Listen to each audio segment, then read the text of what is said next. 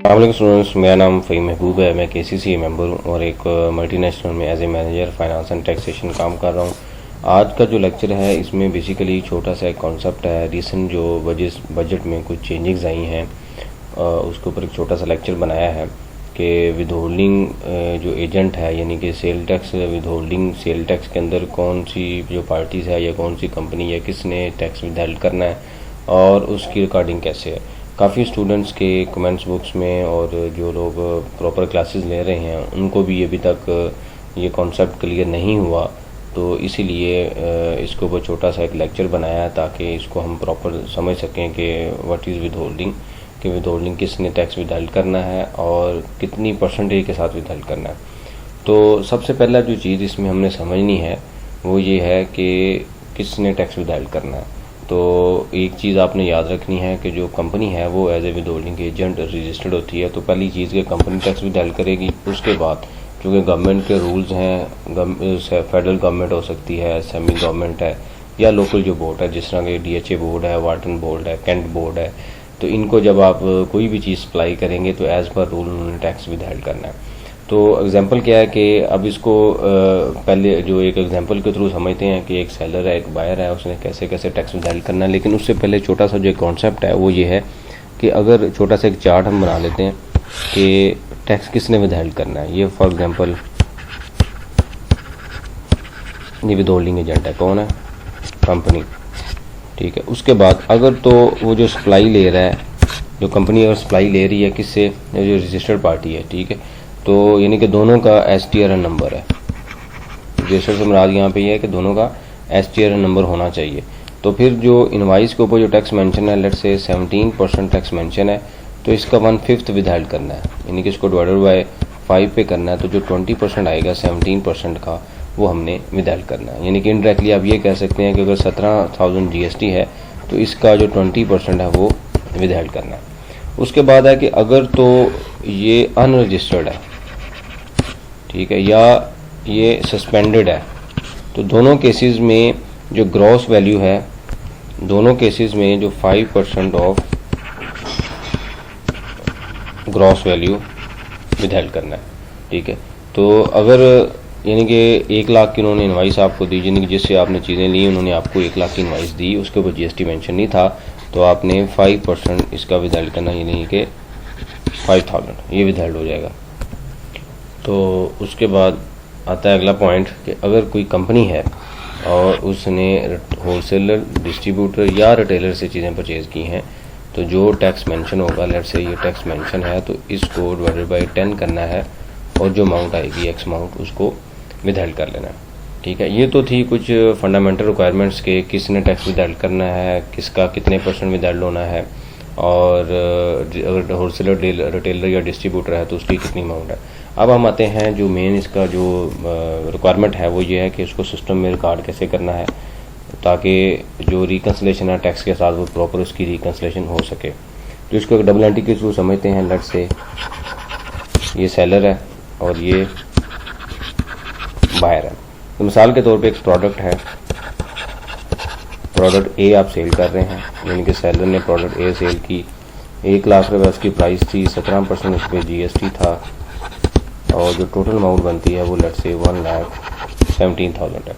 ये बायर है, इसने चीज़ें परचेज़ की, तो अब इसने अपने सेलर ने अपने बुक्स में क्या एंट्री की होगी, इसने रिसीवेबल को 1,17,000 से डेबिट कर लिया होगा, क्रेडिट कर लिया होगा रेवेन्यू कितनी अमाउंट से, 1 लाख से, और क्रेडिट का कर लिया होगा सेल टैक्स पेएबल, यानी कि लाइबिलिटी कितनी अमाउंट से, 17,000 से।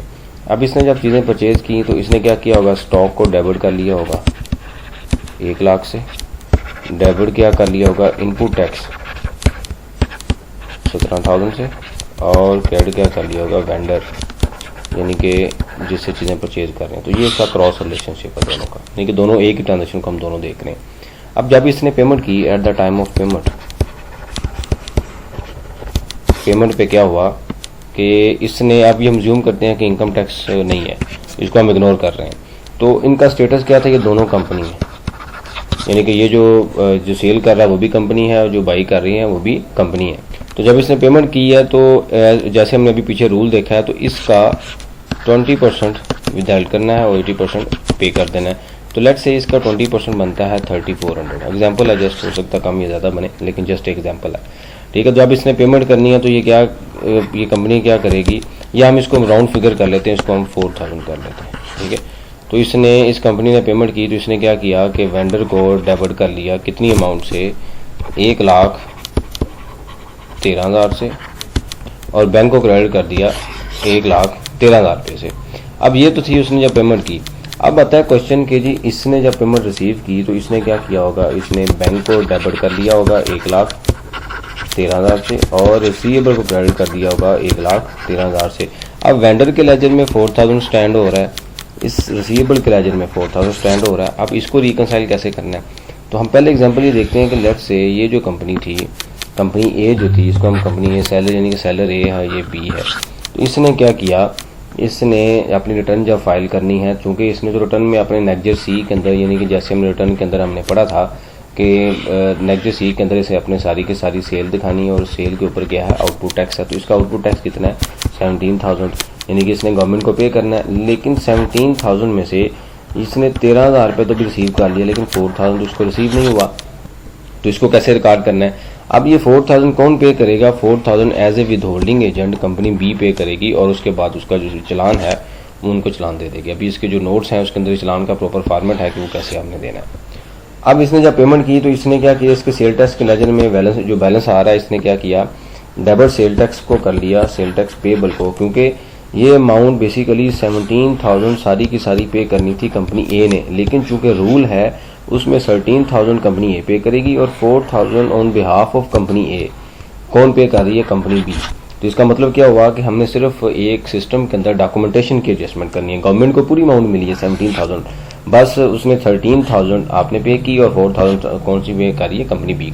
अब क्वेश्चन ये आता है कि जी ये रूल क्यों बनाया गया है। ये रूल इसलिए बनाया गया है, एक तो गवर्नमेंट को अपने जो कैश फ्लो है उसको मेंटेन करना है, सेकेंडली क्योंकि उनको हो सकता है ये कंपनी बी पहले अमाउंट पे कर दे और कंपनी ए बाद में पे करे, ठीक है। तो दूसरी चीज़ जो आती है वो ये है कि कंपनी जो दोनों कंपनीज की अगर कुछ अमाउंट विदहेल्ड हो रही होगी तो जो ट्रांजैक्शंस की स्मूथनेस है, जो एक्यूरेसी है, जो इफेक्टिवनेस है जो ट्रांजैक्शंस की, वो कंप्लीटनेस जो है वो इंश्योर होती रहेगी। इस वजह से गवर्नमेंट ने ये रूल बना दिया ताकि ये दोनों पार्टीज आपस में पेमेंट के ऊपर फाइट करें और जो गवर्नमेंट के पास इंफॉर्मेशन पहुँचे वो नीट एंड क्लीन और कंप्लीट इंफॉर्मेशन हो। इस वजह से ये रूल बनाया गया।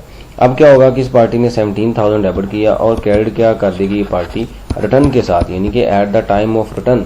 ये at the time of return यानी 18th ऑफ एवरी मंथ, चूँकि हमने जीएसटी फाइल करनी होती है रिटर्न, तो उसने 17,000 क्या किया, डेबिट कर दिया और क्रेडिट बैंक किया 13,000 से। लेकिन चूँकि इस कंपनी ने भी जमा कराया है तो ये आपको एक चलान देगी, कंपनी एक को चलान देगी। तो अब क्या होगा, रिसीवेबल के लेजर में 4,000 शॉर्ट आ रहा है तो हम क्या कर देंगे, रिसीवेबल को 4,000 से लेस कर देंगे। तो इसका मतलब क्या हुआ कि हमने सेल टैक्स विदहेल्ड की एंट्री, अब सारे जो लेजर्स हैं, सेल टैक्स का लेजर है वो भी नील हो गया, यानी कि पहले 17,000 आ रहा था, जब हमने सेल की 17,000 की एडजस्टमेंट होगी, रिसीवेबल भी नील हो गया। अब ये कंपनी क्या करेगी, ये कंपनी ये करेगी, इसने क्या करना है, इसने जस्ट फॉर एग्जांपल इसका भी 50,000 रुपये का आउटपुट टैक्स है, ठीक है।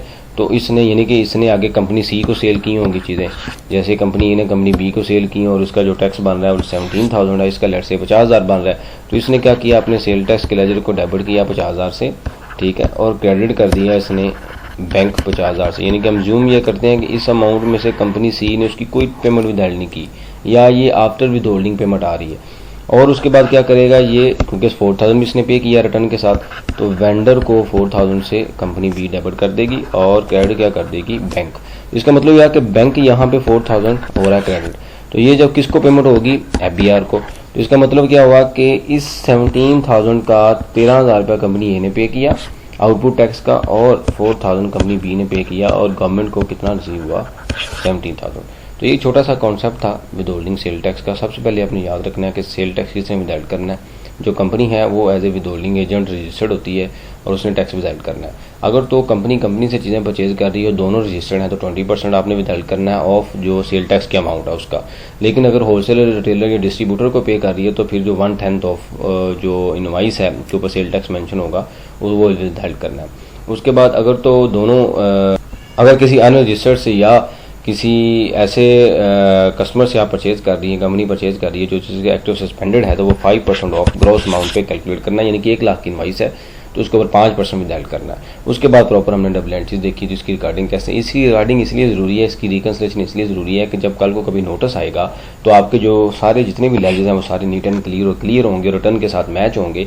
इस वजह से आपको इसके ऊपर ज़्यादा काम नहीं करना पड़ेगा और सब्सिक्वेंट जो इसकी वर्किंग है वो भी एक यानी कि आपके लेजेस और जो रिटर्न की अमाउंट है वो प्रॉपर मैच होती रहेगी। अगर आपने प्रॉपर क्लासेस लेनी है तो नंबर इसके नीचे मेरा नंबर मेंशन है, लिस्ट ऑफ कंटेंट मेंशन और टैक्सेशन सिस्टम पाकिस्तान के पेज पे काफ़ी जो डिटेल से चीज़ें मेंशन है उसको आप देख सकते हैं और कॉल कर सकते हैं, व्हाट्सएप कर सकते हैं for further detail. Thank you very much.